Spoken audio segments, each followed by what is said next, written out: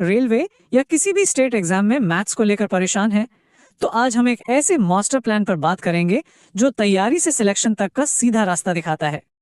ये एक ऐसा सवाल है जो हर एस्पिरेंट के दिमाग में घूमता रहता है ना? पर अच्छी बात यह है कि इसका एक बड़ा सीधा सादा सा फॉर्मूला है और वही इस पूरी स्ट्रैटेजी की नींव है। और ये रहा वो फॉर्मूला। कॉन्सेप्ट, स्पीड और प्रैक्टिस, इन तीनों को मिलाकर ही बनता है सिलेक्शन। मतलब जब आपके कॉन्सेप्ट्स एकदम क्लियर हो, सवाल सॉल्व करने की स्पीड तेज हो और आप लगातार प्रैक्टिस करते रहें, तो सिलेक्शन पक्का है। हाँ, पर ये कोई जादू की छड़ी नहीं है कि घुमाई और हो गया। ये एक प्रॉपर स्ट्रक्चर्ड 8 हफ्तों की जर्नी है। इसे 4 फेज में बांटा गया है जो आपको बिल्कुल बेसिक से लेके मास्टरी तक ले जाएगी। तो चलिए सबसे पहले और सबसे जरूरी फेज की बात करते हैं, फाउंडेशन फेज। देखिए, मैथ्स में सब कुछ एक मजबूत नींव पर ही टिका होता है और ये नींव है कॉन्सेप्ट्स की गहरी समझ। तो पहले 2 हफ्तों में इन कोर टॉपिक्स पर पूरा ध्यान देना है। संख्याएं, भिन्न, अनुपात, प्रतिशत। आप देखें, ये मैथ्स की एबीसी है। जैसे परसेंटेज और रेशियो तो लगभग हर दूसरे सवाल में दिख जाते हैं, और टाइम एंड वर्क जैसे टॉपिक्स तो सीधे सीधे स्कोर दिलाते हैं। सच कहूं तो इनको मजबूत किए बिना आगे बढ़ना मतलब दीवार पर सर मारने जैसा है। अब सवाल ये है कि इन कॉन्सेप्ट्स को याद कैसे रखें। सबसे अच्छा तरीका है इन्हें अपनी रोज की जिंदगी से जोड़ना। परसेंटेज को दुकान के डिस्काउंट की तरह देखिए, स्पीड डिस्टेंस को अपनी अगली ट्रिप की तरह। जब आप ऐसा करते हैं ना, तो ये सिर्फ फॉर्मूले नहीं रहते बल्कि प्रैक्टिकल टूल्स बन जाते हैं। अच्छा, फाउंडेशन तो बन गया, अब बारी है स्पीड की। इस फेज का एक ही मकसद है, जो कुछ भी सीखा है उसे बिजली की तेजी से करने की आदत डालना, क्योंकि एग्जाम हॉल में हर सेकंड की कीमत होती है। स्पीड बढ़ाने का राज क्या है, वो इस स्लाइड में है। रोज के छोटे छोटे टारगेट। आपको 25 तक पहाड़े, 30 तक स्क्वायर्स, 20 तक क्यूब्स और 50% तक के परसेंटेज वैल्यूज, ये सब जुबानी याद होने चाहिए। ये वो पेट्रोल है जिससे आपकी मेंटल मैथ्स की गाड़ी दौड़ेगी। और स्पीड को नेक्स्ट लेवल पर ले जाने के लिए वैदिक मैथ्स की कुछ ट्रिक्स सीखिए और मनी मन कैलकुलेशन करने की आदत डालिए। ये छोटी छोटी आदतें एग्जाम में आपका बहुत सारा टाइम बचा सकती हैं। अब आता है सबसे इंटेंस फेज, प्रैक्टिस लूप। यहाँ पर आपकी नॉलेज और स्पीड दोनों का असली टेस्ट होगा।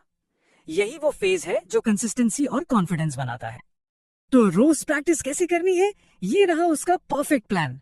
दिन का सिर्फ 1 घंटा, उसमें से 30 मिनट कॉन्सेप्ट्स को रिवाइज करने के लिए, 20 मिनट पिछले सालों के पेपर्स यानी पीवाईक्यू सॉल्व करने के लिए, और आखिरी 10 मिनट एक छोटे टाइम्ड क्विज के लिए। ये बैलेंस बहुत जरूरी है। इस फेज का सबसे पावरफुल हथियार है मिस्टेक नोटबुक।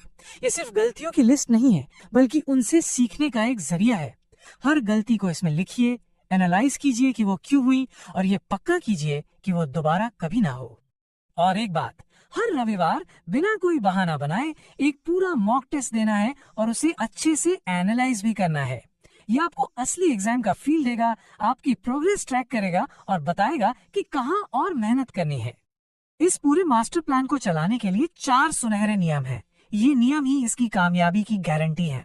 इन्हें इस प्लान का पिलर भी कह सकते हैं। पहला नियम, और शायद सबसे जरूरी भी, और वो है सही सीक्वेंस फॉलो करना। देखिए, ज्यादातर लोग सीधे शॉर्टकट के पीछे भागते हैं, पर शॉर्टकट तभी काम करता है जब उसके पीछे का कॉन्सेप्ट पता हो। तो सही रास्ता है, पहले कॉन्सेप्ट को समझिए, फिर प्रैक्टिस शुरू कीजिए, उसके बाद शॉर्टकट सीखिए, और आखिर में स्पीड अपने आप बन जाएगी। दूसरा नियम आपको एक बहुत बड़ी गलती से बचाता है जो तैयारी के दौरान अक्सर हो जाती है, और वो गलती है गलत स्टडी मटेरियल चुनना। हमेशा उन वीडियोस या किताबों को चुनिए जो कॉन्सेप्ट सिखाते हो, ना कि सिर्फ 5 सेकंड में सॉल्व करने वाली ट्रिक्स बताते हो।